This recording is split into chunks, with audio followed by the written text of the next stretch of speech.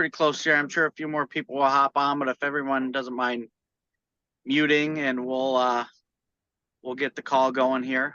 Um, Again, I want to thank Andrew and Jeremy from Hyosung to come out here and talk about uh, the my favorite ATM machines and just anything new and what they have to offer now and in the future. So I think we'll let them introduce themselves, and I think they had a little bit of a presentation to kind of go through, and we'll go from there.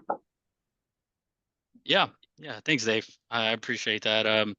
Yeah, I'm excited to be on today, to represent Hyosung in our retail solutions today. I'm Andrew Soto. I'm in the product marketing department. I've been with Hyosung going 11 years in October. I literally started here as an intern, and it was fresh out of college. And uh, my college recruiter, after I graduated, said, "Hey, I got a few companies looking to hire in your area," which was Irving, Texas at the time, and they mentioned, "Hey, there's this air conditioning company that you know sells a ton of air conditioners, and then there's this ATM company. I'm not sure if you'd like that or not. They're actually in Irving, and it seems like a big business." And I was like, you know what? I'll check out both. And I go and check out both, and I walk into Hyosung for an interview for as an internship, 10 years ago. And I talked to the my hiring manager at the time, and he mentioned, we are a complete manufacturer. Once you join here, you have a complete free pathway to just about join any business market under our roof, because we have manufacturing, accounting, marketing, sales, just about anything that you might have interest in underneath our roof here in Dallas. And it's a big opportunity for yourself. And I took that as, yeah, you know what, let's try it out. And I've been throughout this company various roles and have learned a ton of stuff. Prior to my recent role as the retail product director, I've been in the parts department for a couple of years. I've joined our inside sales department as helping our distributors, with support with their orders and marketing efforts and those kind of things. I got on, one day they gave me a pair of car keys to go and try to sell some stuff. So they said, "Hey, we need to understand the market in the FI industry and see what Texas banks are doing today and why they're purchasing our equipment, and giving some more information about, banking products." So I got a pair of car keys one time and drove around Texas for about 2 years and tried to call on Texas banks around the around the state, and had some fun with that. I actually was successful. I actually sold something, and that was a gift and a big job. It was, I lived with that thing, and I really understood. I learned a lot from that experience. So the direct sales process was a fun adventure for me. So after direct sales, I jumped into our FI channel distribution system and resold our FI terminals to our FI channel partners.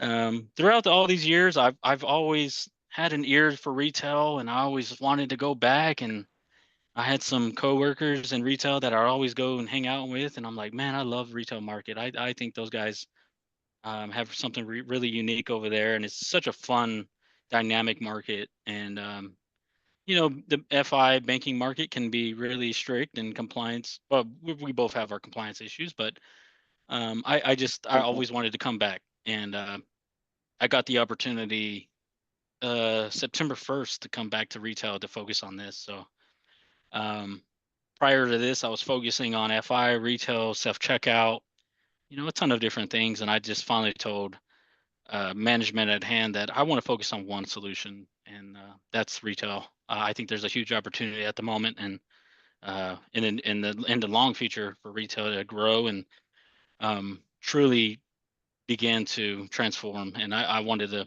really help our company and our partners and my ISOs and IADs out there to really grow and um, come out with different solutions to help their businesses and our business grow.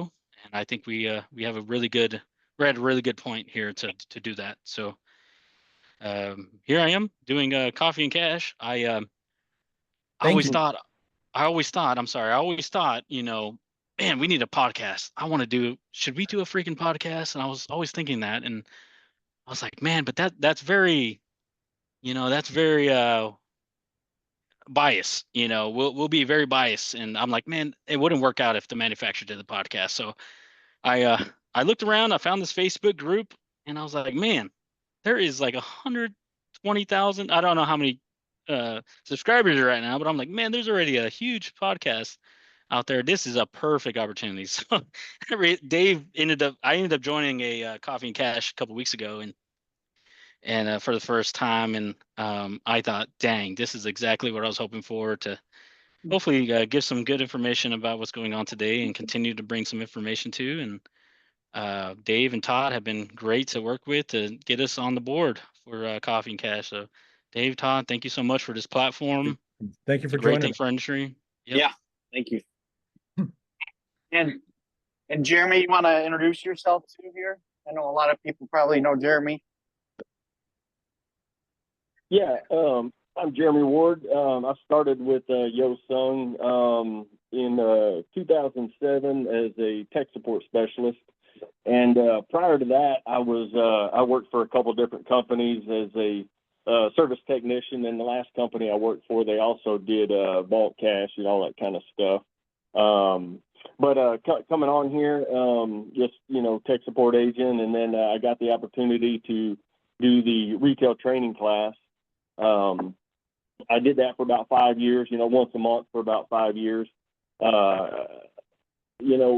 that I really enjoyed doing that. I love meeting our customers. I learned, our customers, they always have a lot of things going, it seemed, and it was always fascinating to me, that they're doing software companies over here and hardware this, and they have all this stuff, and then they got this little piece of the ATM stuff. And I always said, our customers are the best source for, good quality feedback, blah, blah, blah. I mean, if anybody knows how to make our machines better, it's the customers. That's really what I got out of that class a lot.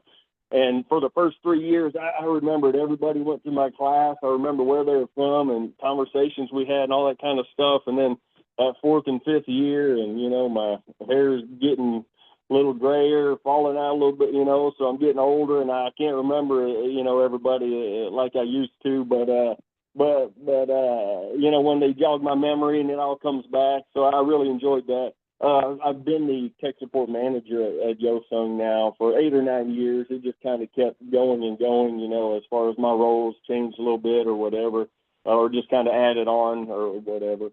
But then it got so busy, I had to drop the retail training class. I did a few regional training classes in there as well.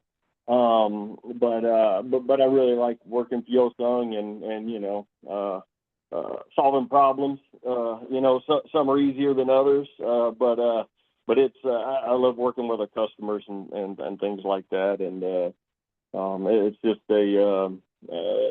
every day's similar, but every day's different. You guys know how that goes. I mean, that's for all of us.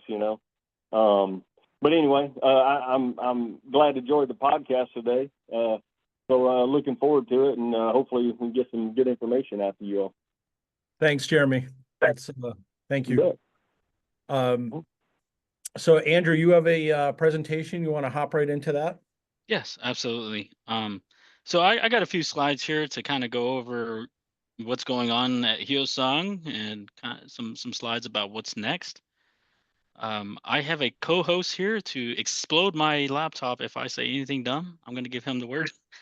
I hope I can stay on course here. Guys, I'm going to preface this with NAC 2024 is, at the end of October, and we have a ton of stuff releasing around then. And I wish I could share with you guys what we got going on then. I have some things that have currently already been released. I do want to talk about that, but I can't go into details with what's coming, in 1 month. But anyways, maybe we follow this up with what happened at NAC, who survived, who's in the news after NAC. But we're gonna cover some, some good detail. I think I put together a few slides here that are important to you all. At least I hope so. So I'm gonna go ahead and try to do that now. Let me jump into my presentation here. Tell me when you see it, Todd or Dave. I'm waiting. Here we go. Okay. Yep.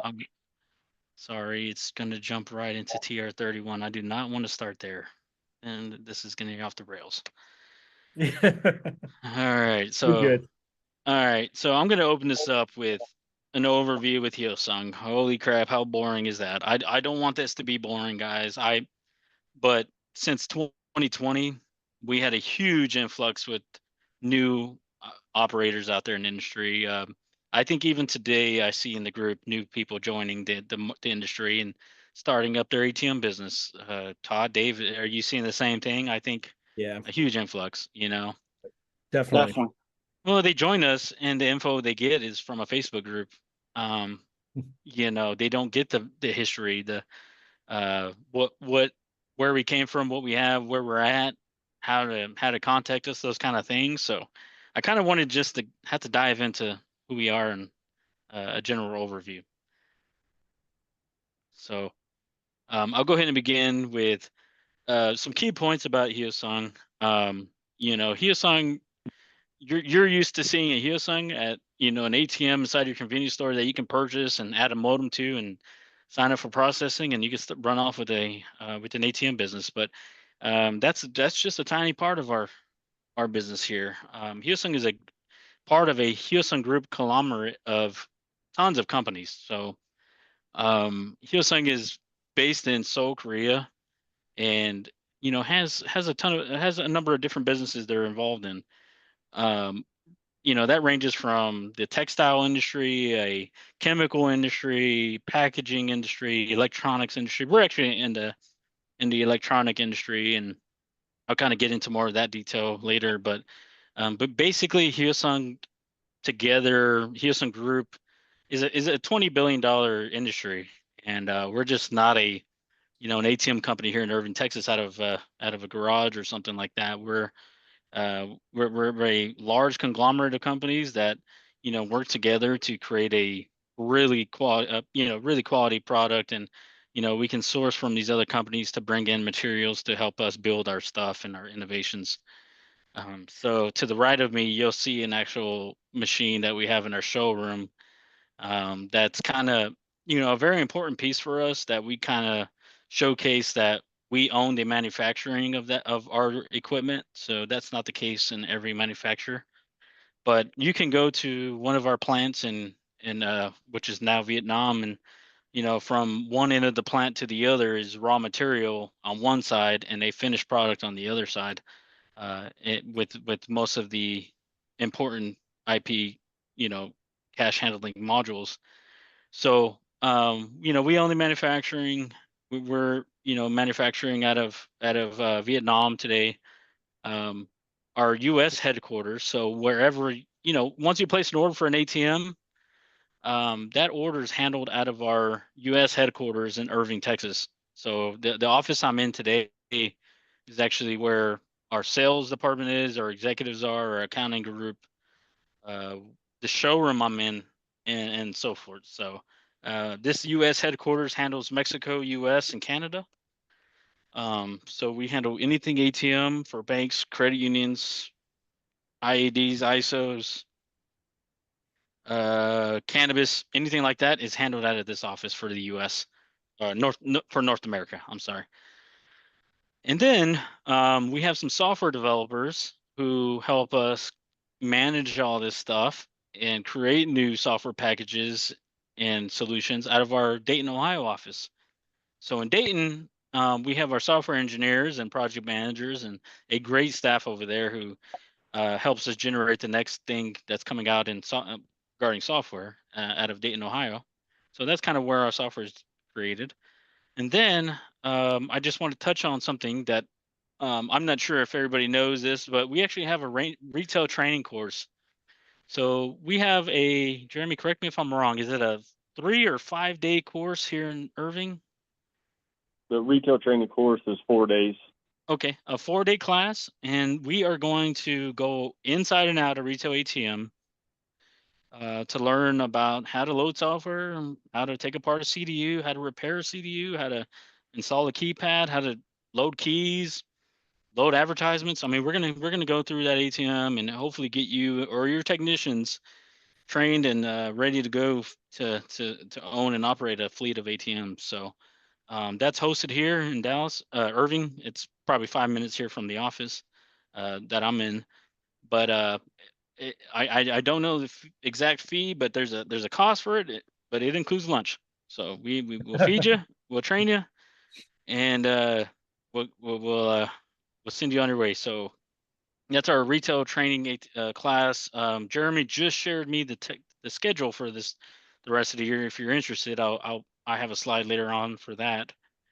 But another key point for us is our technical support line. So this is really huge. We still have a US call line to call. That's not always available. There's a number of products out here in the industry that you're going to call somebody overseas, try to figure out your problem. Might be even an email address you email to try to figure out a problem. I have a product today that I have to put an email into and wait for my email box to get updated for, hey, here's how you fix that problem. Can you try to troubleshoot that? No, for Hyosung, you're going to call into a tech support line from 7 a.m. to 7 p.m.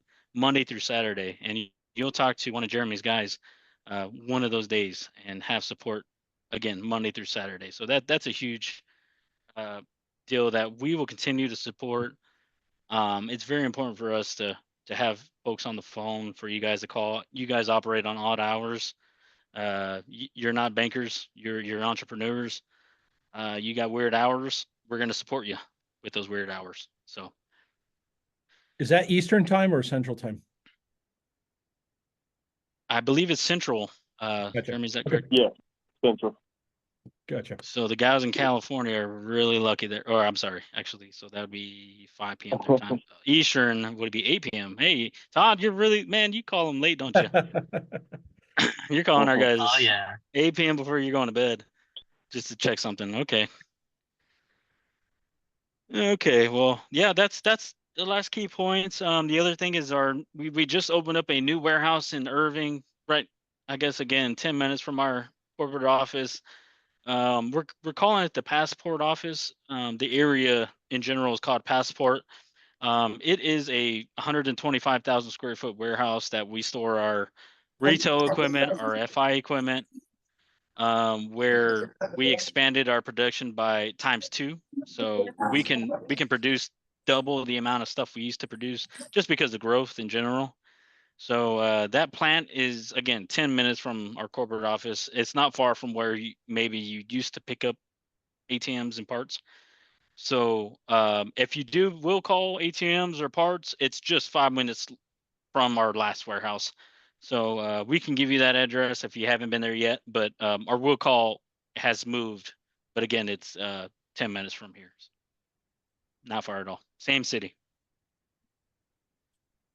Okay. This next slide I kind of covered that, we're in other industries from the Hyosung group, textiles, power, industrial, chemicals, IT. And one thing to kind of note here that I don't know a lot of folks know is in that textile sector, we are the largest provider of spandex to Under Armour and Lululemon. So you may not know it, but you may have a Hyosung product in your daily lives today. So we provide the spandex to all those huge brands, and we're kind of the company that provides products to those companies you use. So my Lululemon spandex is really Hyosung spandex. absolutely. Okay, I love it. 90% sure. 90% of our spandex provided to them is Hyosung. But also the car you're driving in right now to go fill up an ATM with cash has the tire cords of a Hyosung product. So we are, I believe we own 70% of that market around the world. So 70% of automobiles in the world have Hyosung tire cords in it. So that's another huge number of Hyosung products that you may be driving on today that is a Hyosung product. So again, these are just other companies that we resource to help us build our ATMs and utilize. Like I'm in my showroom today. There's a big ATM or a, a screen. There's a wall that's a TV screen, and that's an actual Hyosung product that one of our companies creates. So we got a pretty good deal on that, and we get our fair share of discounts when it comes to utilizing our sister companies. So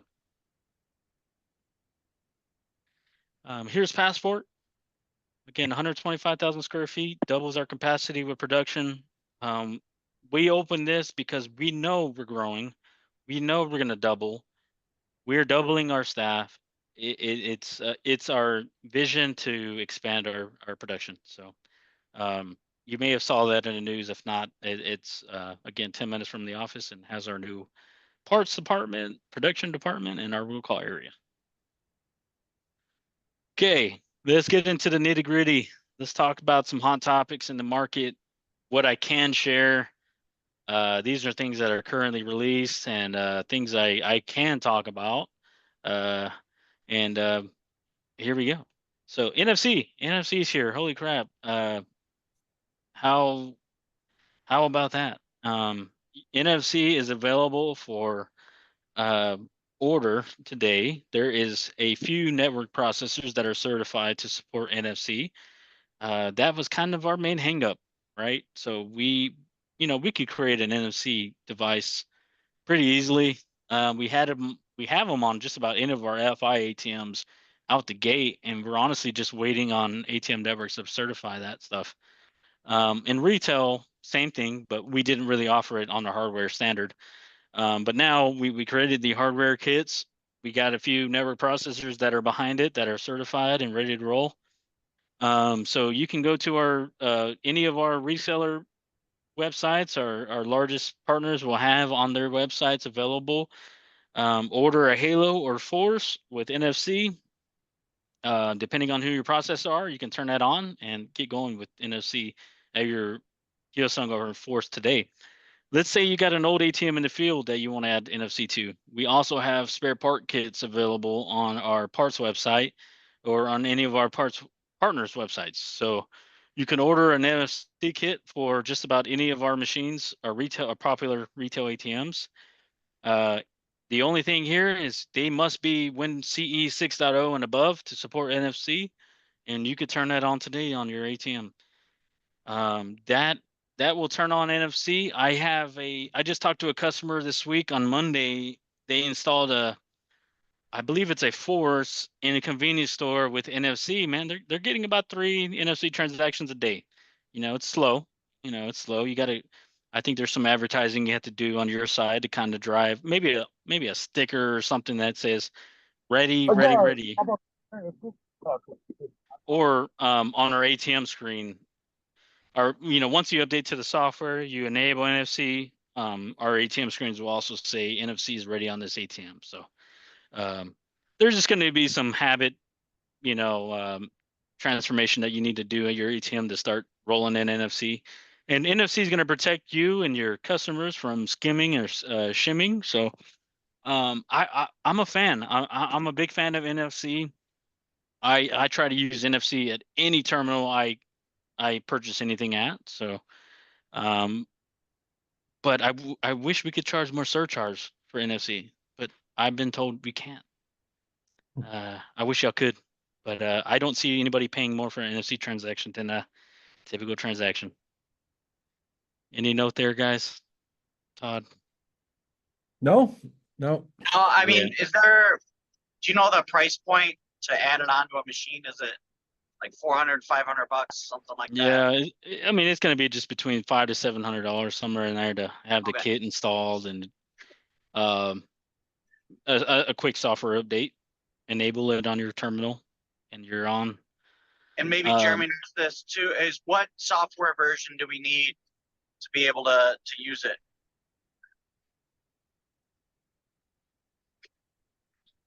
Uh, you know, let me check on that. I can't remember. I mean, I know the latest is 6.3.8 right now. But let me verify the earliest version that Yeah. it supports it. I mean, it's 6.3XX. yeah, it's 6.3. It might have to Yeah. be 8. We might be at 8 for that. And we're still Um, waiting for the processors, even with this, to do the Apple Pay and the Google Pay, right? we can actually. I saw somebody use their phone on it. Okay. I mean, I the know there's wallet. certain banks that are allowing it. I think Wells Fargo was one of them, and but from what I've seen is for the most part, Apple Pay and Google Pay was not going through. But I could be wrong with that because I don't have any. I actually have Yeah. one. So we went to this store and we saw an NFC transaction. One, it's really fast, guys. I mean, I tabbed my card, bang, I'm in. I'm tapping my pin. I'm not waiting on the machine to clamp it or deny my card because my chip is trashed. I mean, it went to pin. It asked for my pin, and I hit that, and I'm in. So I mean, it's really quick. But then the guy I was with, he swiped his digital wallet on his phone with a card. I don't know what card he had, but he used his card on his mobile phone, and it asked for his pin after that too. So it might be bank. Yeah, it definitely might be bank, depending on the bank. But I mean, some digital wallets are available for card and pin. Okay. But very convenient. If you got a store that has just been hassling the heck out of you to say, man, I want to get in, my POS system is doing NFC today. Why isn't my ATM? I'm going to call a guy who has NFC today and get you out of here. Just tell him we can do it. Just get the processor on the phone, see who can support it today, and get your ATM ready for NFC. So that's kind of where I just see it as. It's not going to be a huge flow of adoption, but just some of those stores, some of those folks that want NFC are going to be there. So Do you know which processors have certified? Is that off the top of my head, I can't name them all. okay? All right, that's fine. Yeah, yeah. Just call your processor, but I want to say there's at least 3. Jeremy, I'm thinking of 2. I thought there was 3, but As far as retail goes, I just knew that his DNS seemed like they were the first ones. I honestly don't know about the others. I believe there's a second one that's done, and the third one that's right behind them. So Gotcha. Oh, okay. we're gonna have up to 3 here tomorrow, if anything. So we'll have a few selections to choose from.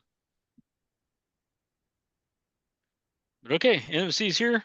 I think in, let's say, around the end of October, mid-October, we're gonna get some more kits for the let's say the 5200s of the world, the 5400s of the world, and those will be available on our large distributors to purchase from our website to order a new 52, 54, 2800T with an NFC kit out the box. So that's going to be available in mid-October or so. But today we got Halo Enforce ready to go. So, and if you have ATMs in the field today, we got those kits. Okay. Let's talk about the ugly situation of man-in-the-middle attacks. That's an email you all have probably received that we're all working on together as manufacturers and as the National ATM Council together on trying to help you guys protect your investments. Unfortunately, there's a criminal organization that is, they know the business. It's an inside job. Somehow they may have uh, owned and operated our terminals in their past and figured out, hey, there's some ATM operators out there who don't change their master passwords and default passwords from 1 2 3 4 5 to whatever, so we work together as manufacturers, all of us, and the National ATM Council to, set up some, proper IT and network infrastructure security, change your passwords, do what you can to lock down your network security with firewalls, and just, start just standing that up, because there's there's bad guys out there trying to break into your ATMs. They're out there. That's their full-time job. Guys, they're trying to figure out a way to break into just about any ATM. Not only the IDs or ISOs are dealing with people trying to break into networks and systems, but on the banking side, it's happening every day. So these guys are getting creative and trying to figure out ways to break into your network. All we can say is just change your passwords, lock down your IT infrastructure. But we do have a software version, which is, I believe, 6.3.08, the latest and greatest retail software that will make it not available to change your settings remotely. So if the criminal has money view and tries to break into your ATM, is successful and tries to change your ID, settings in your ATM to dispense more cash, that's unavailable now. So they will not be able to remote into your ATM and change important settings to, increase your withdrawal settings and just empty the machine. So the latest version of software, we have checked over and over with everybody we know, and we believe the latest version of software is secure and stable to move your ATMs to lock that down. So, And Andrew, is that all settings, or that's just the host URL? What are the terminal settings? ID? Okay. Terminal ID. God, what is the Host other URL, I settings? assume. URL. There's three or there's three. It's in our document that we distributed. Gotcha. It's 3 or 4 settings they cannot reset or adjust remotely. Once you set it, Hey, it's Andrew, I stuck. have something to add. Go ahead. So as far as the RMS goes, if you don't use RMS at all on your machines, you want to disable that.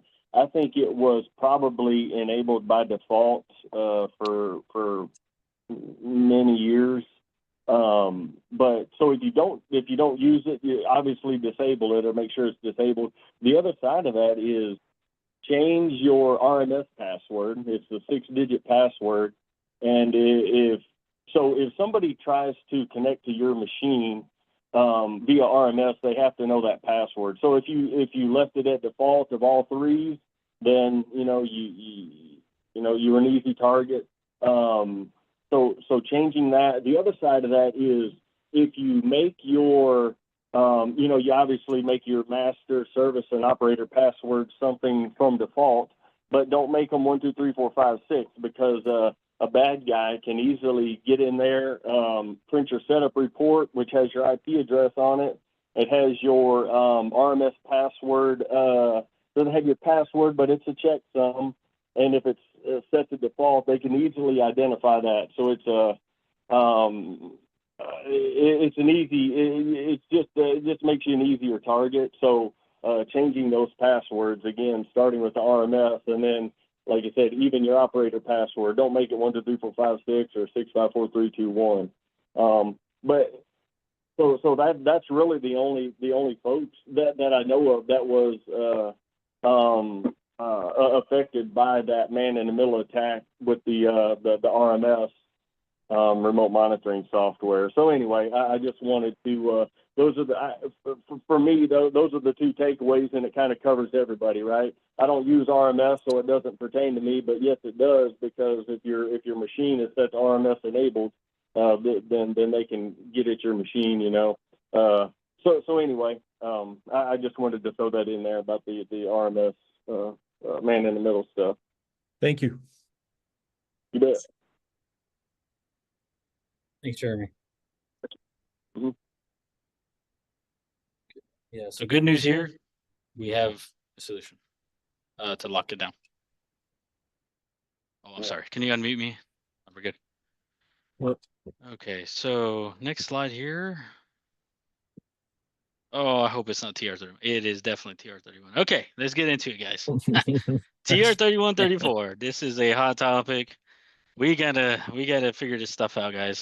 From the manufacturer standpoint, is we have a TR3134 compliant keypad that is available today. We are not the processor. We can't tell you whether your machines are going dark or not in January 2025, but we can't promise you that you're not going to be turned off. We can't promise you are. So it's a matter of the processors. It's on them. But overall, it's a PCI compliance that, it's taking a risk, and we just have to listen to history. And I am not comfortable with trying to tell you guys where to go on buying or not buying, or replacing or not replacing. But if I'm in your shoes, I'd at least prepare to collect your collect a at least be ready to upgrade. Be tight with your processor, and make sure you're uh, you know up to date with what they got going on. But I will tell you, we Hyosung, we manufactured and put together a large order of keypads that are PCI 3134, which is the X1 keypad. We placed a large order. That large order is completely on backlog. Thankfully, our large resellers that you all buy from will have these in stock, available on their website, but we have no clue on how many are going to be purchased. We don't know. So we bought this initial order. They placed they placed their orders to kind of fall in line of you're getting this many, this one's getting that many. So they will have inventory on their websites, but we don't know. So we're going to place another order. We're hoping that some folks can give us an idea of, yeah, I'm updating my fleet. We're going to update our fleet, and maybe we can forecast another idea of how many more keypads we need to order. But it's just it's unfortunately a very unknown compliance regulation uh, uh, standpoint. This isn't This isn't EMV or ADA. This is another PCI compliant deal that we're not sure how hard they're going to come down on this regulation. So, but as from a manufacturing standpoint, we want to let you know that if you want to get your keypads now, and get in line now, is basically what I'm saying, because um, we just don't know. We're putting our best guess out there, um, and so forth. So, Todd, Dave, what are you guys? What are you guys hearing? I mean, the same. I mean, it's just kind of, unfortunately, it's still a little bit of a gray area, and no one wants to really put their name next to ink on paper saying this is how we're going to react. I think it's kind of a game of chicken with everybody. But Right. So just to be clear, though, mainly with Hyosung is the 8000R and then the X1 keypad, right? Those are the two current TR31 compliant keypads. Yeah. So everybody on this call, we have two keypads that are TR31 certified. One is the I'm sorry. One is the 8000 keypad. The other is the X1 keypad. So the 8000 keypad is certified for SHA-1. Is the SHA-1 that is certified for TR31, and that's good for. I don't have the freaking date. Oh, you know what? Maybe it's on the next slide. I can't remember what year we're good for, but you're good for a while.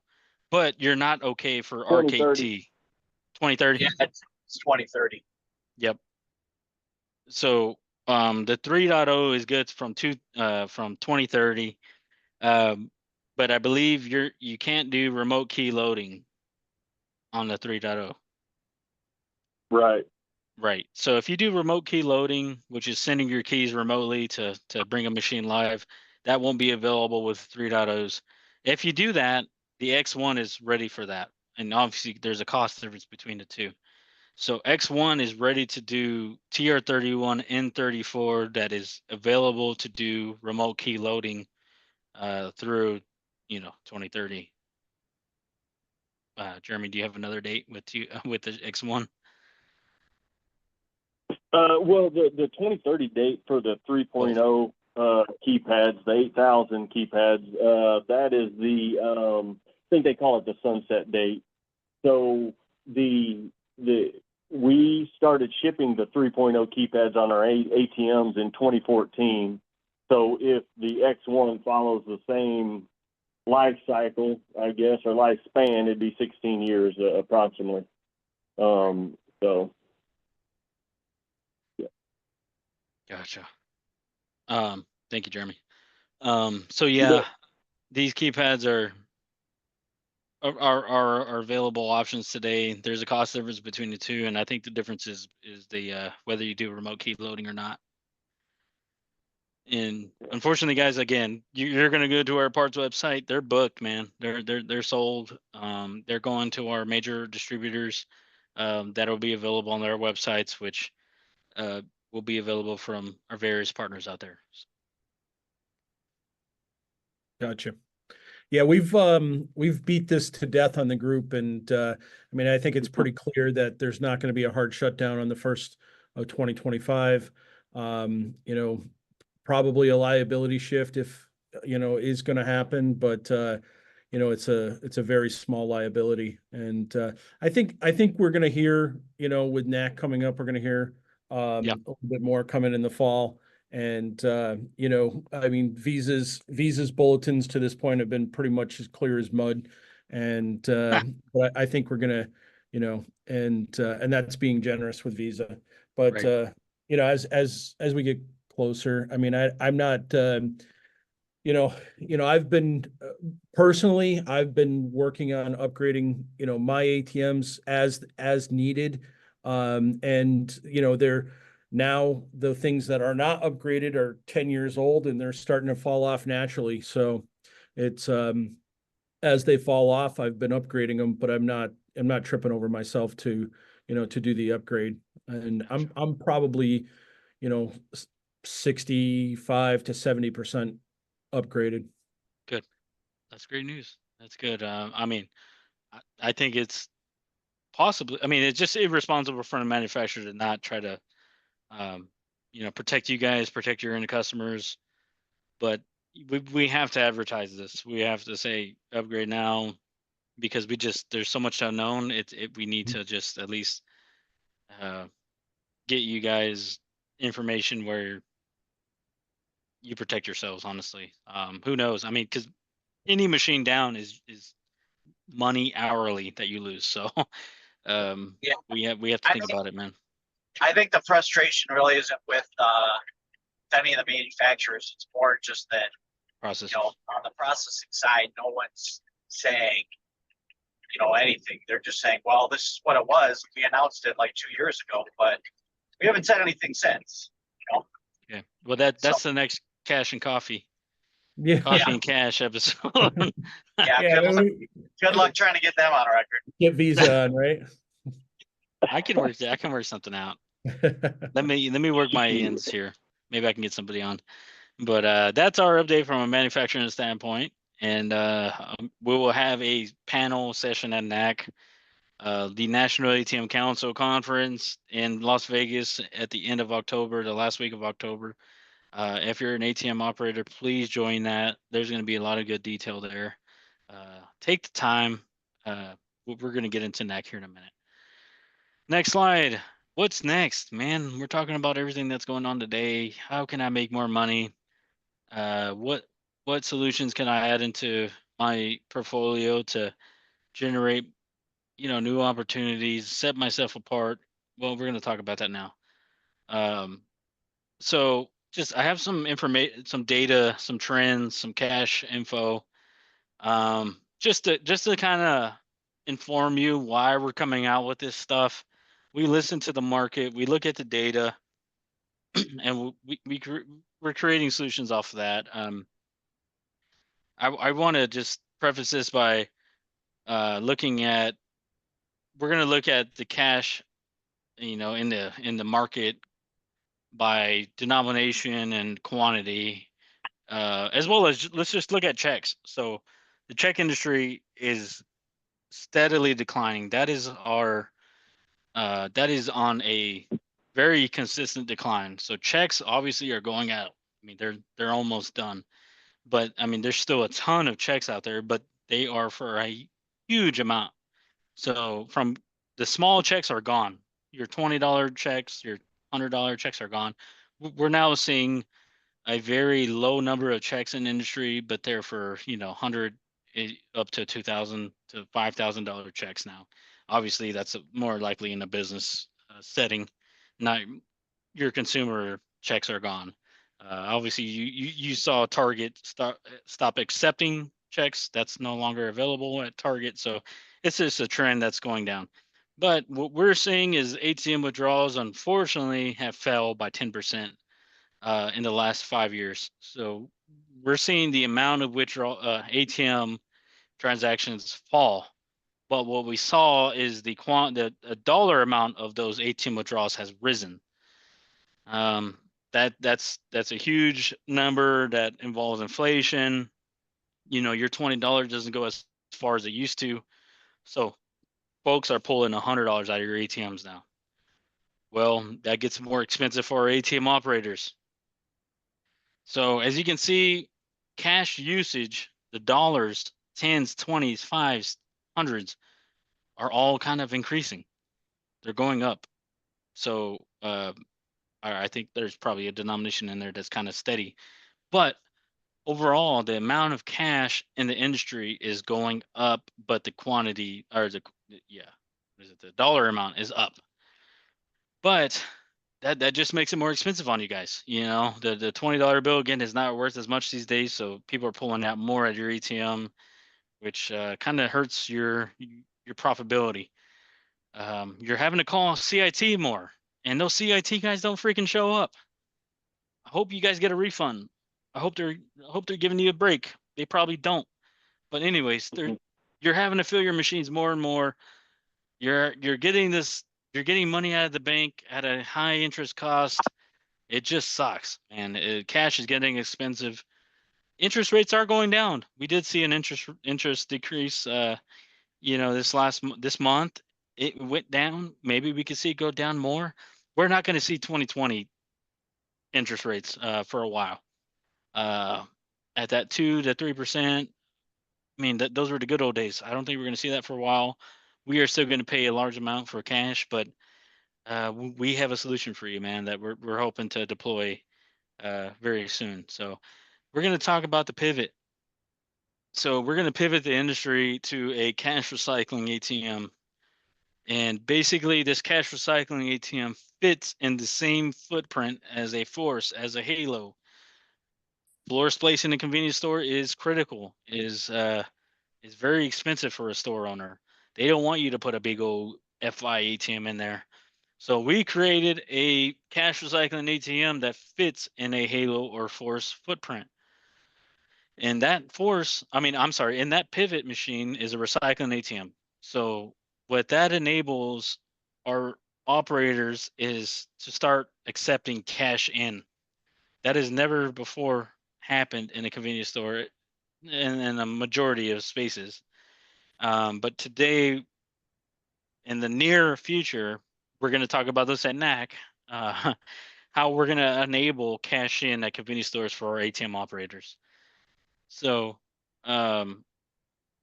this cash in can be huge for the underbanked.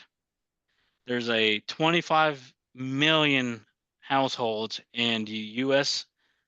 who are underbanked or non-banked honestly. So there's 25 million folks in the country that don't have banks or who don't have a bank relationship, or their bank relationship is minimal. Well, we want to offer banking solutions through our ATM operators. And the way we're going to do that is adding value added services. So in that convenience store that you have a contract with that merchant, you're going to be able to offer a few different transactions, value added transactions. So at your ATM, you can turn on money remittance, a bill breaking service, a digital wallet service, a payment service, and a store cash management service. These are optional. So you can turn these services on in the convenience store. So let's say I'm a I'm a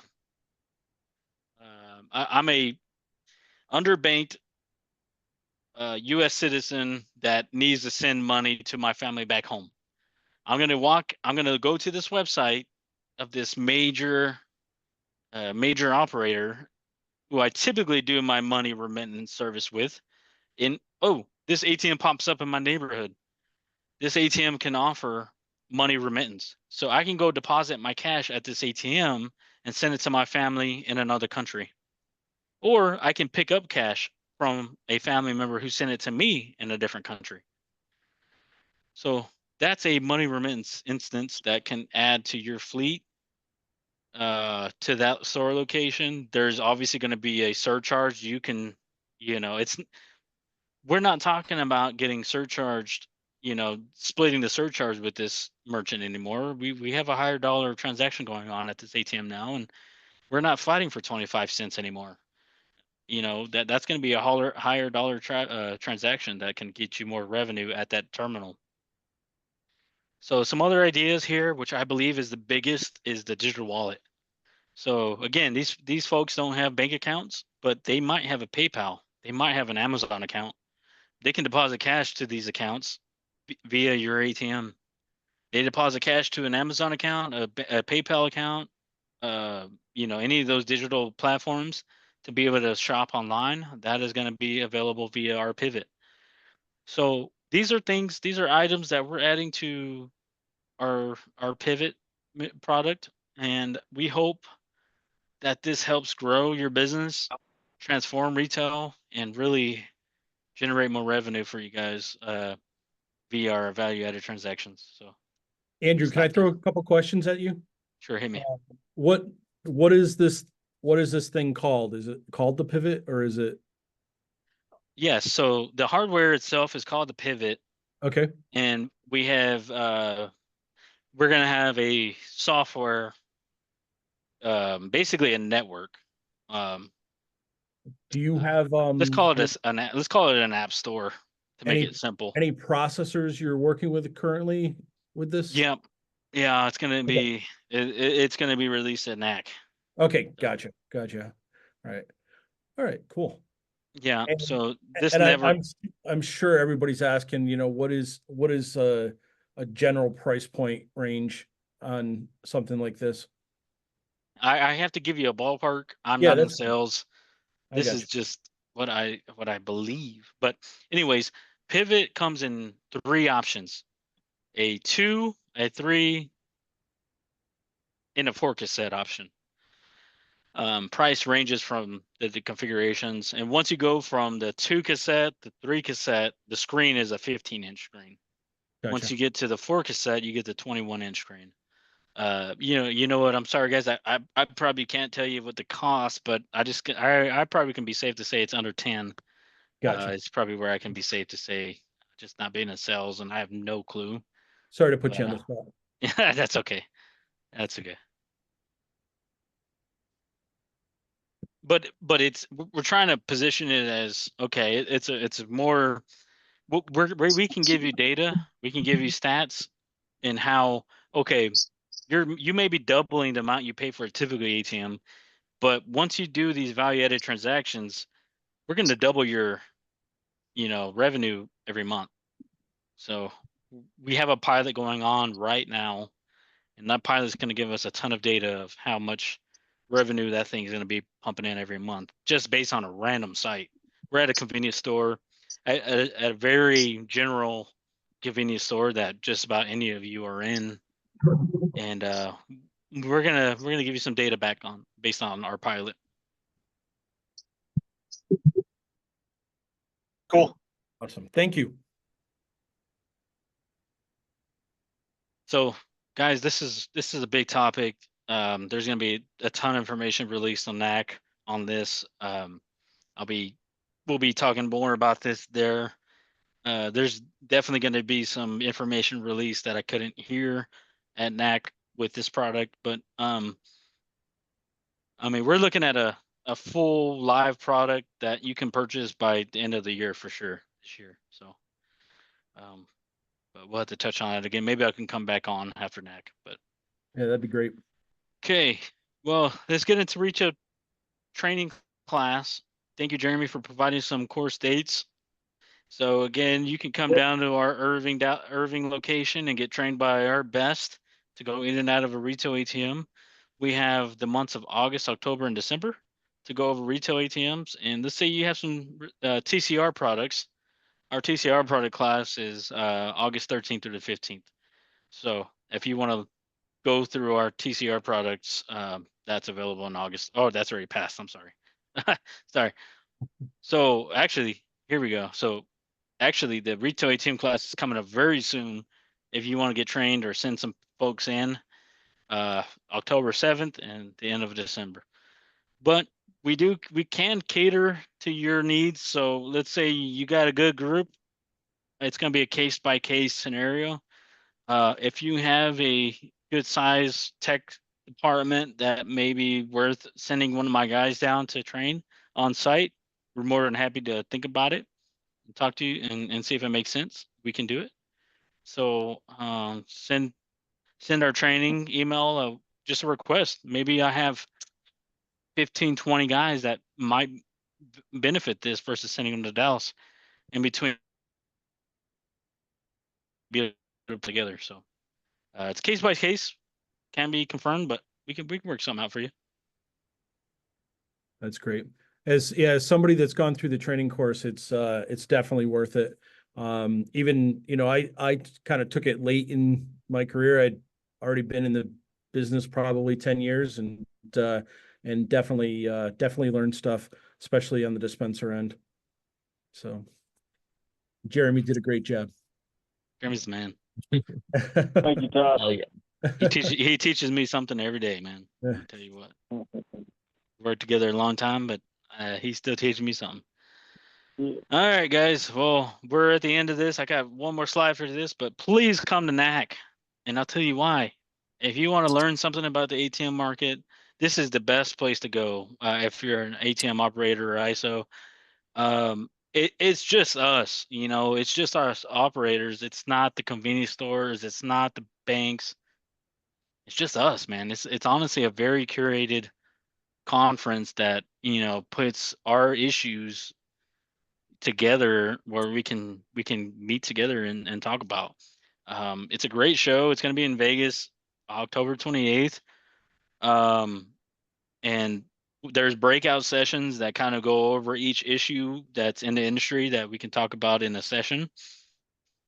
And we can have, and it's in Vegas, we can have a great time down there together. I'll be there. Jeremy will be there. We'll be releasing a ton of stuff at that location. But here's something different that we've done that we haven't done in a long time, if ever. A Hyosung party. What the heck? We're gonna be locking in at the Wynn Hotel. We're locking down the club over there at the Wynn. It's a Hyosung party, invite only. Come by the booth, grab your invitation.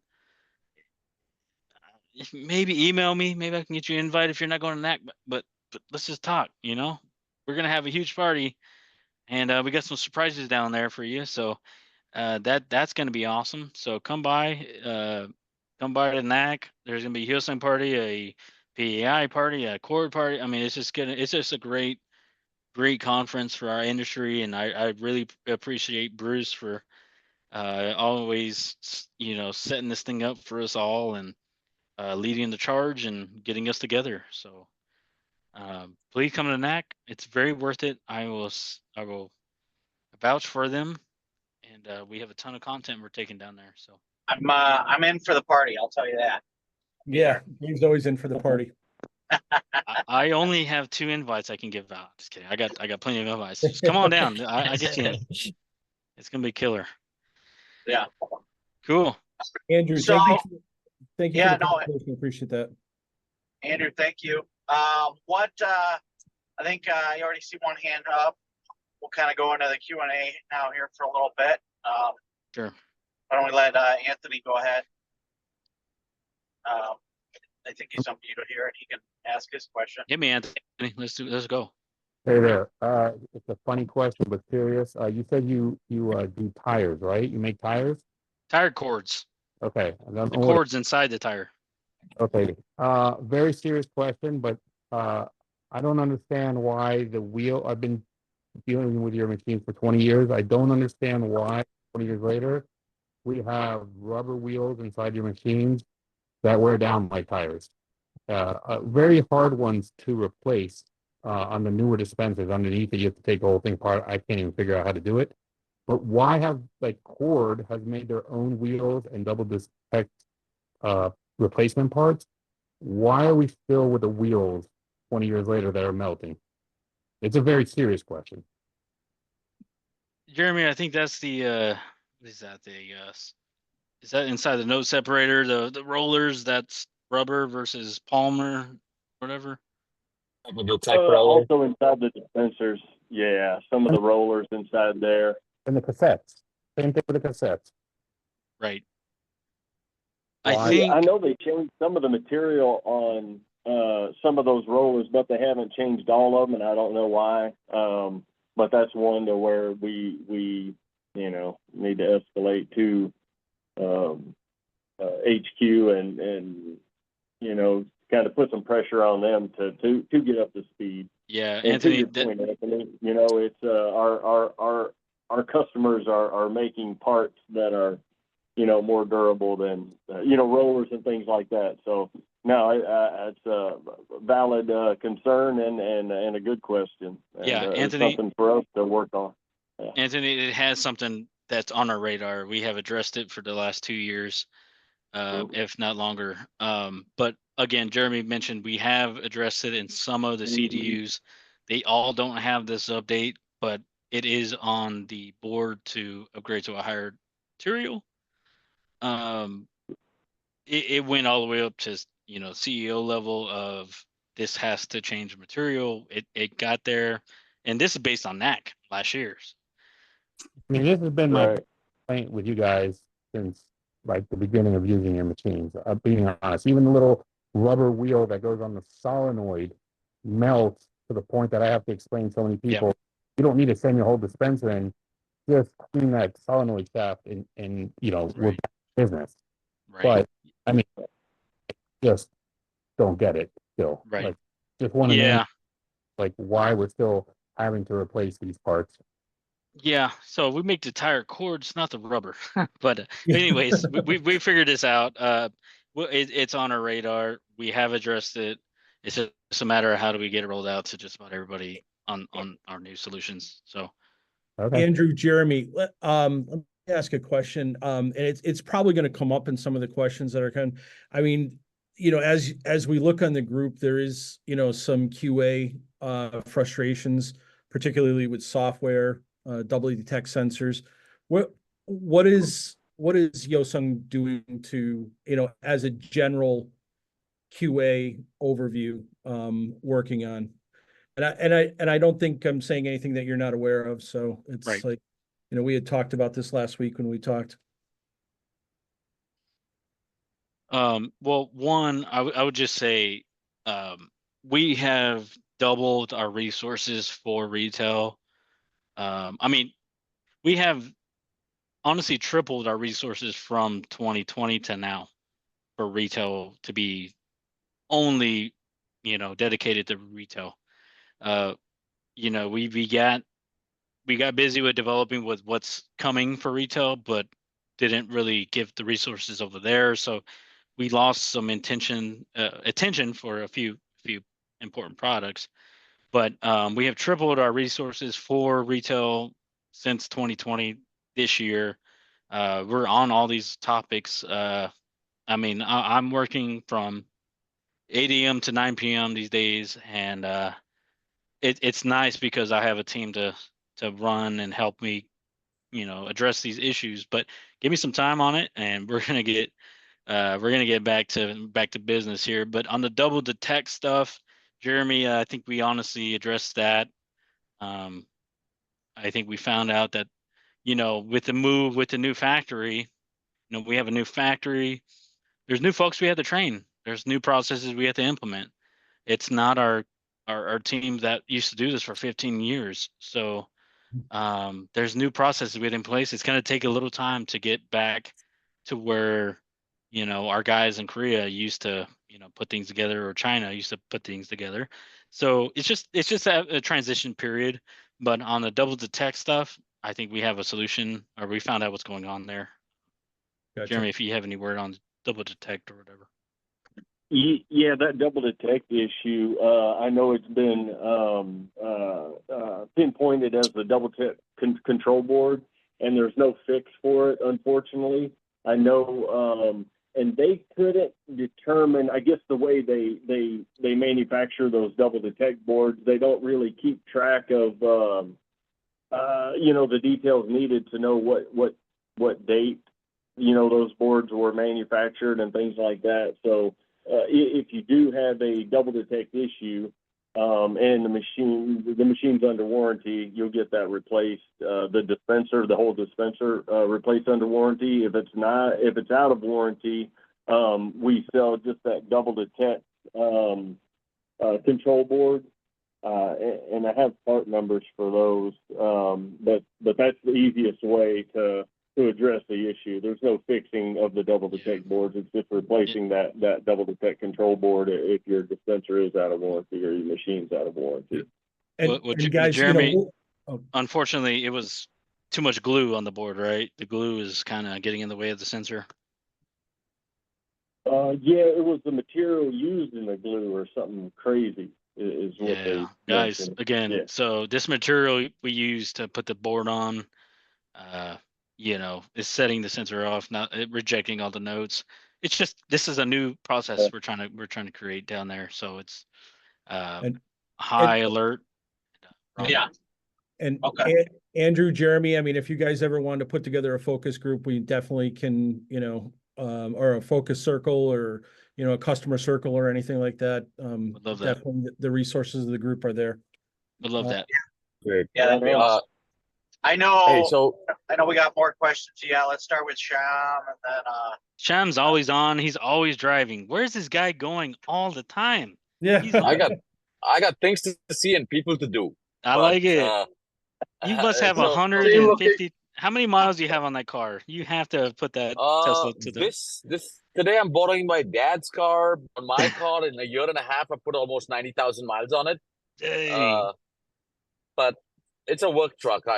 It pays me to drive it, so that's good enough. I like it. So let me begin with the first question that I have.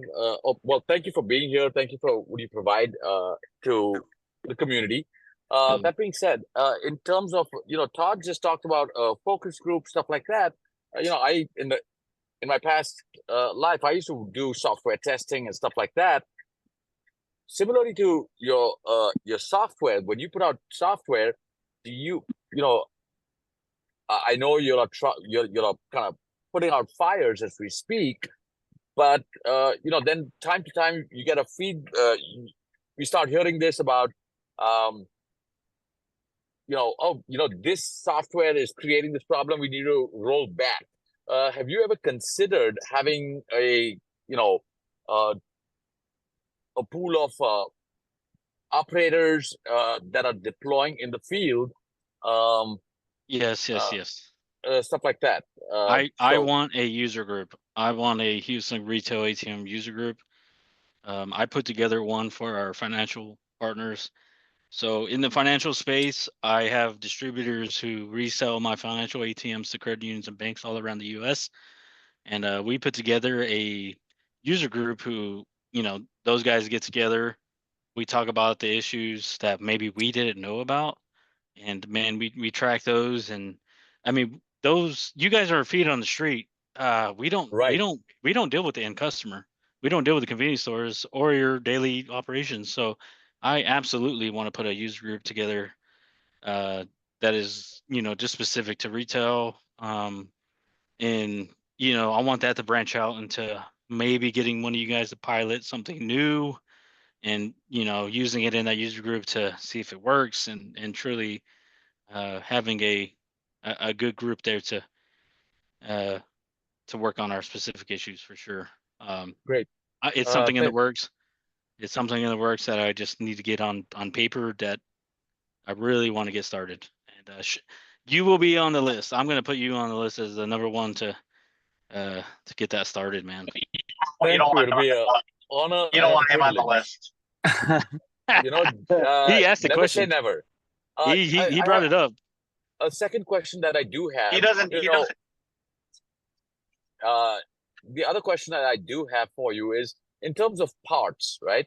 I know you talked about being completely aligned where you all make the parts, stuff like that. But time to time, a few of us get spam that, hey, do you want to buy these Hyosung parts with a keypads or dispensers, stuff like that? I mean, is somebody just knocking your product off, or are your patents kind of somewhere missing, or what's going on with that? Because Mm. with in terms of the two other major manufacturers, I haven't even heard anybody try to sell their parts for cheaper, stuff like that. How come the name Hyosung keeps popping up, that these guys are selling, I don't know, a fake or a wannabe or that kind of product? Well, that you got me there. I'm a part of the parts department, but I'm kind of far away from what goes on in the parts department, being in the product market. But I can just imagine somebody's grabbing, just trying to make a buck and reselling our stuff at a lower cost with a 3D printer. Might not be as quality as what comes out of the OEM. Might just work for you. I don't know. Unfortunately, I'm not sure what's going on in that regard. But I Thank can't you say for your I can't say honesty. we're just I can't say we're just gonna go after everybody who comes out with some parts that'll take us all day and tie us up in court. I don't know. Imitation is flattery, I say. You'll do a great Yeah. product, and everybody's trying to make a buck off it. So, a salute. I'm Thank you for your happy that time. I'm just happy you're buying ATMs and your ATM's running. Exactly, sir. Thank you. All right. What about I see John's got a question here. Yeah, I don't really have a question so much as just a comment. I'm really disappointed in the length of time that it has taken you guys to address some of these issues, like what Anthony brought up about the rollers, and there's 3 or 4 or 5 more just like that. I mean, we're in the retail business, every day we're putting out a new machine. And, these machines may not be close to home. We can't have these time bombs out there. And when you have problems, it's maybe Hyosung, maybe it's too much of a corporate organization or something, and you just can't get this shit done. But we got to get these things fixed. I 100% agree. If you're serious about keeping our business, I mean, this is a big problem for you guys. 3, 4, 5 years? Come on, what's going on? Go ahead and head back to the Hey, base. hey, out. Somebody unmute. Quiet. Okay, there we go. Okay, no. John, thank you. I appreciate your honesty. Like I mentioned, we have tripled our staff to be dedicated to this market. Unfortunately, we grew our team to work on what's next for retail before growing the staff that kept our retail stuff together. Just because how much effort it takes to create this new business opportunity for our markets. It just kind of took our eye off that ball and going into the future. But we are 100% back on track to focus on what makes you guys money every day today. So um, I will just attest that we are all over it, man. I know that there's roller issues. You know, we could have better training material. Heck, we can have better inventory levels and those kind of things. We're all over it, man, John. So I apologize for the last 4 or 5 years, but I will tell you, you will see a quick turnaround and response time, inventory times, resolution times. Um, just bear with us with these new factory moves, new warehouse moves. It's gonna be a new day here very soon. Yeah, well, I don't know. 4 or 5 years is a long time, man. You're gonna have to work pretty hard to win back my business. We are. I just can't deal with it. I understand. I don't blame you. Yeah. I mean, that's ridiculous. 4 or 5 years is longer than most ATM guys stay in this business. Right. Nick, Yeah, Dave, wanna I, unmute? yeah, I think Nick Matty had a question, or he raised his hand here. Oh yeah. Hey guys. Well, it's not really a question, just a comment. I wanted to say we'll also be there at NAC. Um, Looking forward to learning more about the pivot and your other products. This was great. I learned a lot from this. I'm usually not on these calls, but it was very beneficial. Great. And I want to actually say overall, you guys make pretty great equipment. We've been setting up a lot of your 7,000 FI units, and they're pretty impressive. I still don't understand why some deployers pay 2, 3 times as much to purchase an NCR or a Diebold. So I guess it was just an observation, not a question. Yeah. Thank you, Nick, for that. Just when it comes to the FI space that some folks might not have kind of visibility into is you know, the NCRs and the Diebold's of the day are the kind of the mega companies we're competing against. They offer one option. You know, they offer they offer their Lexus or their BMW option. We offer a Lexus option, but we also offer a Toyota option. So we have different series of products that fit that certain bank or that credit union. So we don't just have the Chase option. We have, you know, the credit union of Texas, you know, option. So who doesn't maybe care about all the technology aspects? Maybe they just need a cash dispensing ATM with deposit module. We got it. But we also have the cash recycling ATM with ID scanning capability and biometrics on it. So we are the only manufacturer today that gives banks and credit unions options to fit their need. Just because we own the manufacturing, they do not own their manufacturing, which makes it very hard for them to manage. So since we do, we're able to make stuff really quick and manage that. So Okay, Awesome. great. Looking forward meeting you guys at NAC. We're actually also exhibiting. absolutely, thank you, Nick. There we go. ATM geeks. What about I think Paul had a raised his hand too. Paul, do you have Yeah, can you hear me? Yep. Go ahead, Paul. Oh, Paul's gonna tear me a new one. Yes, Paul, Paul you- it. Oh, now he left. Oh shoot. Yeah. Hello? What time are we at? Oh, I mean, there we you have to be at 4 hours by now. All right, Paul, I see you're back. What you got? Hello? Hey.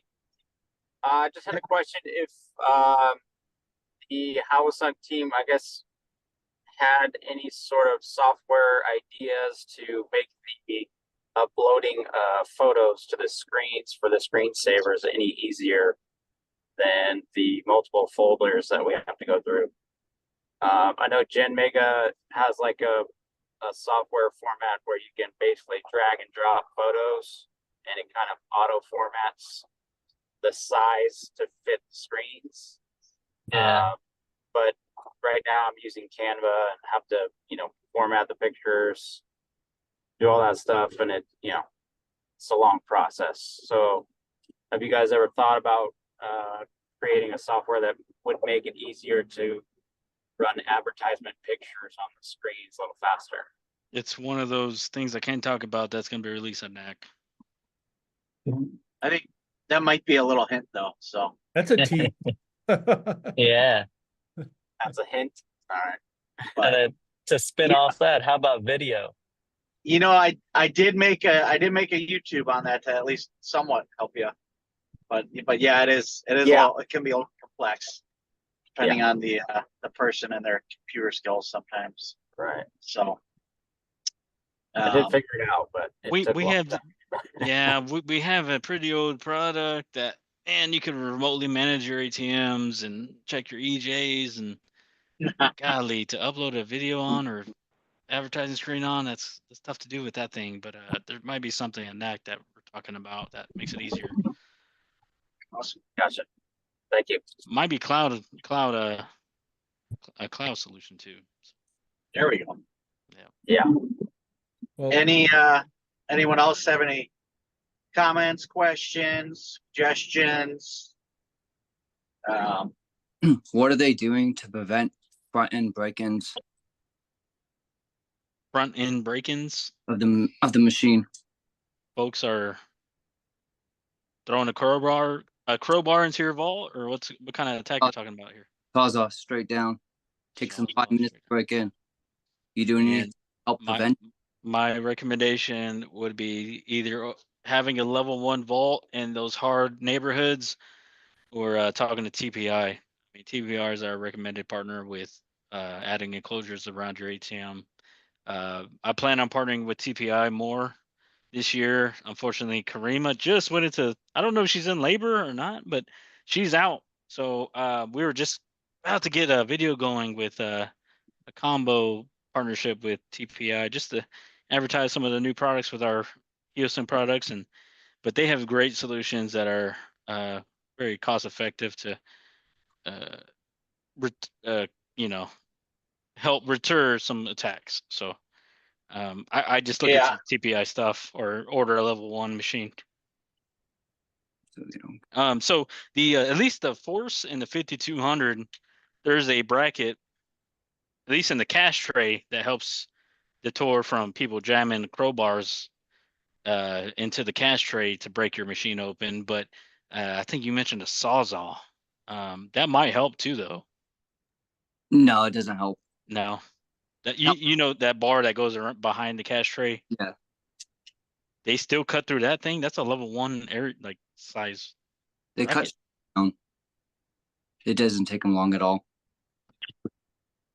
Yeah. No, it's a whole sawzall behind it. Yeah.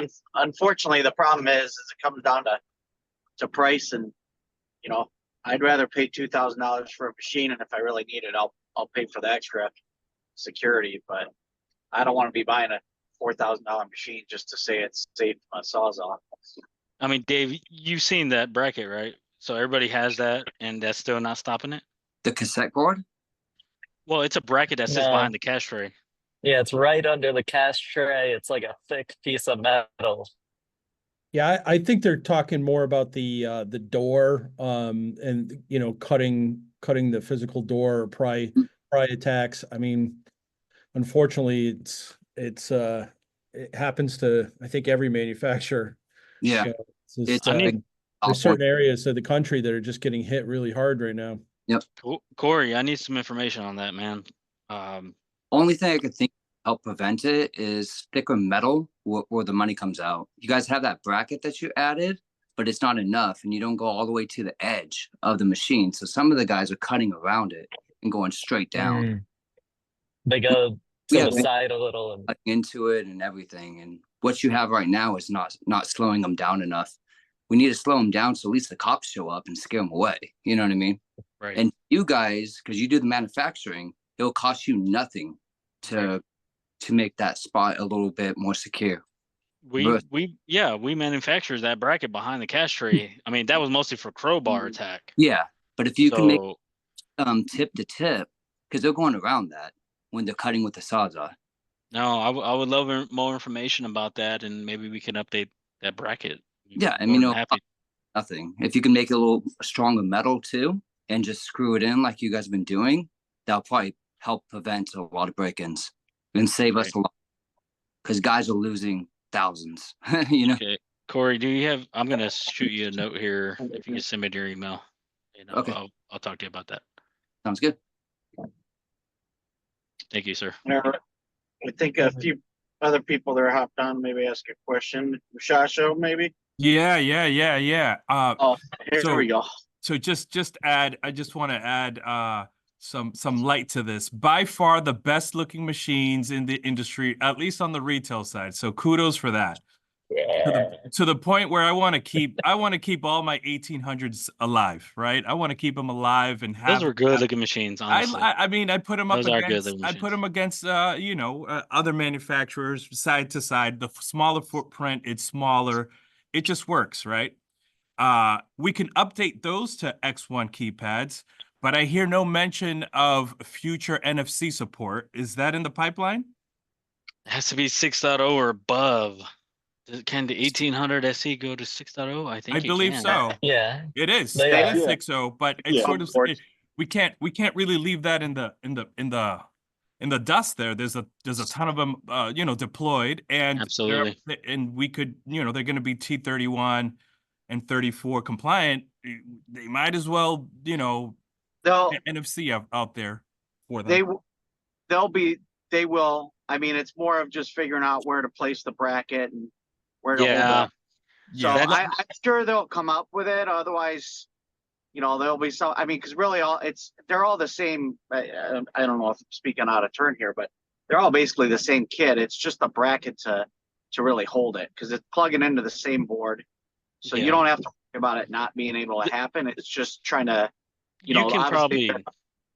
they're going Yeah, with the models first, and then they'll either come out with a bracket or you and I There's can make it on a 3D printer and sell it. There's Make one model that doesn't really fit the mold, and we're at a 5300S. That's where I think there's a little more cabling, or I don't know. HQ is still messing with that thing, but every other model is kind of the same install, communication, power cable, mounting bracket, and we're ready to roll.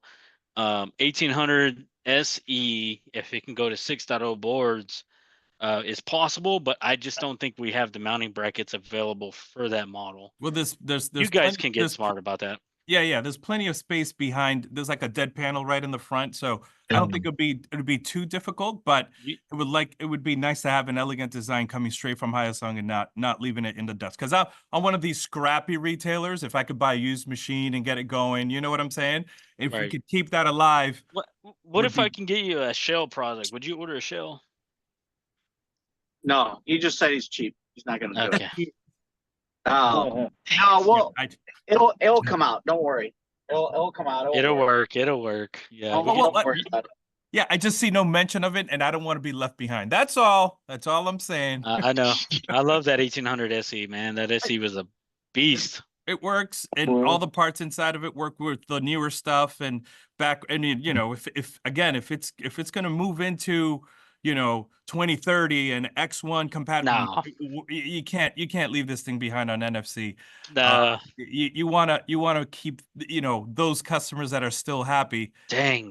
You wanna keep the lifespan going. I would say would be a smart thing. There is a million of those out there.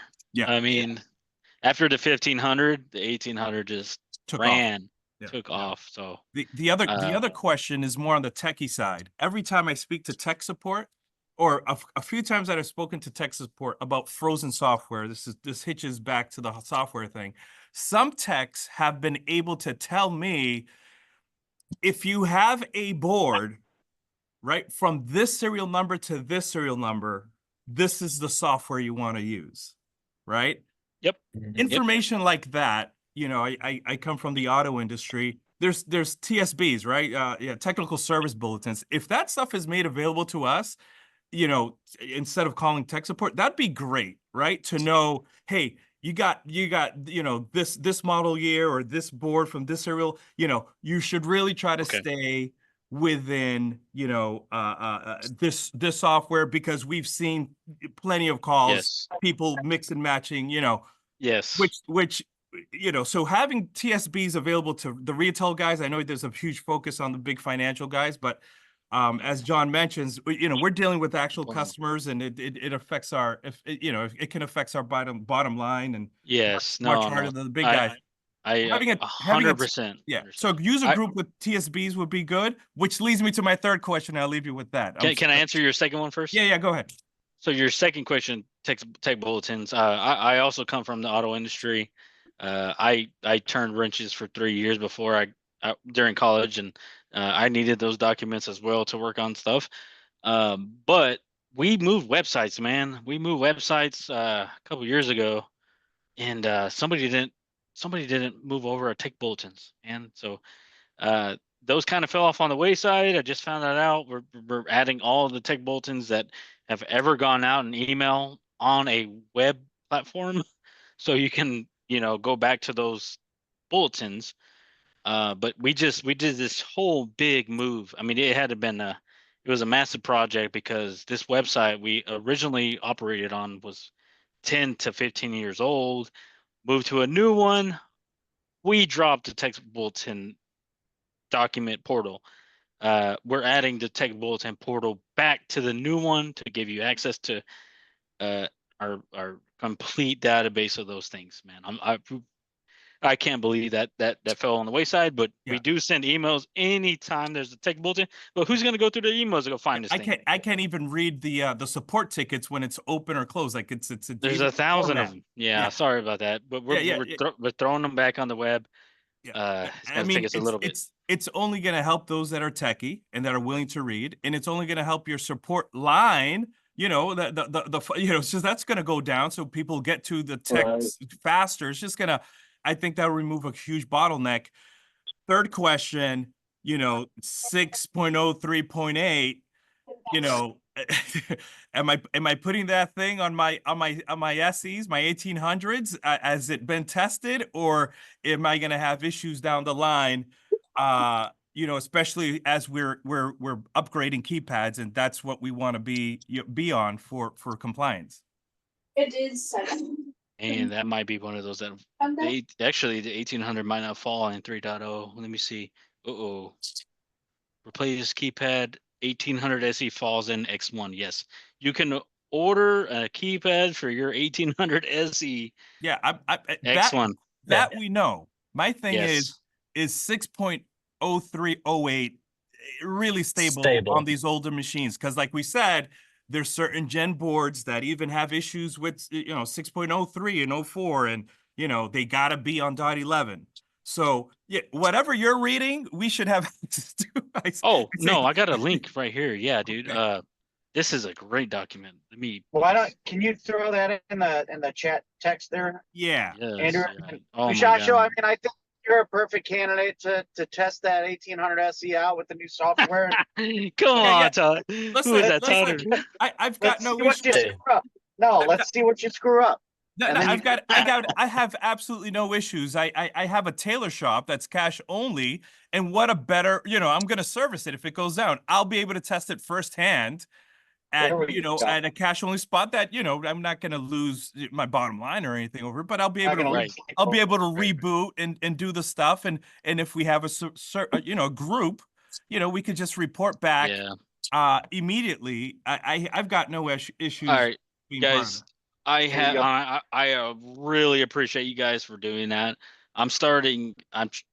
This is early. I have not got it approved, but it's something that I know our executives will be behind. But it's a software quality assurance program where we release 6.0.9. I tell you what we tested this on. I tell you how it came out. I tell you what keypads were on those things. I tell you, how old these things are. And if you might have the same box, I'll give you assurance that it should work okay. But let's say you got a friggin' 1800 SE out there, on a 1.0 keypad. it might not work very good, man. But on a Yeah. 3.0 keypad, it probably works, man. So it's just a matter of I'm so sorry there's no visibility with how we QA this stuff. What stuff you got out there? There's just so many Combos. combos, man. So there's a quality software assurance program I'm pushing for to give you more visibility on what to test. So Right. All right. I think Ricky's got a question maybe here, and then that might be it. Then we can all have a good Saturday. thank you, Ms. Asho. What you got, Ricky? Anytime. Yeah, if it's me, my bad. I don't know what I pressed, but I didn't Oh, have you're a good. question. All right, thanks, man. Sorry Oh, about okay. Oh no, yeah, you're just unmuted. All right. Well, I mean, I think we're good then. Thank you. We had a lot of good discussion here, learned some, and hopefully everyone gained a little bit. And Not the Andrew and last one. Jeremy heard a little bit, and hopefully they can come up with some stuff to help make our lives easier and better. Because we all love Hyosung machines. We all got to make money with them, so we want them running and we want them looking good and have the best stuff on it. So, Guys, Yeah. I just gotta. I guess I gotta figure out how to make John happy. John was pissed today. You don't I'll have to figure it do out. this. Yeah, we'll get back. We'll get back to what he's used to, and It- it's just a matter of some time here. But Guys, thank you so much for joining us. I really appreciate this. And I know when we talked to Andrew last week, he made it really clear to us that he, keeps an eye on what's going on in the group. And when stuff gets popped up there, that he's taking notes. You guys are welcome back anytime. And Andrew, I don't know if you know, but we're going to be doing some live streaming to the Facebook and YouTube from NAC. Bruce is going to let us kind of do like wandering interviews, and definitely would love to have you, you guys on that. maybe No, premiere the pivot. I'm absolutely available for that. So I look forward to that, doing that. Am I? So I don't know the rules about the group. Am I okay to? I hate to be biased, but like if I see somebody talking about a Hyosung project, do I mention stuff in the Oh comments? yeah, I'd get right in there, man. Oh, we love it. I don't want to get kicked out, man. I don't want to get. As long as I don't we want to back get up kicked with the- out. I saw a dude. I saw somebody having problems. I'm like, man, I want to respond to this, but they're gonna kick me out. I think. We figured you didn't I watch every post, man. I got every post on my we Facebook. figured Hyosung wouldn't let you post. That's why No, we didn't hear let me from talk to you. That's- Let me tell you something, dude. I only got back on Facebook for y'all's group. Yeah. I hated joining Facebook again because I got all my old family members. I got old stupid friends. I'm like, we noticed oh, Jeremy's not a member, so that's. I'm like, they're still doing the old same stuff. I'm like, I can't believe I'm back on Facebook, but it's because of this group, because I care about you guys. I wanna start getting involved back in that deal there. So Yeah, anytime. I mean, go at it. all right. I'll start responding in there. So All right. Thanks, guys. We'll talk soon, and can't wait to see you guys in NAC. Absolutely. Thank you. Thank you so much. Thank you, Andrew. All right. Absolutely. Okay. Anytime, guys. Thanks.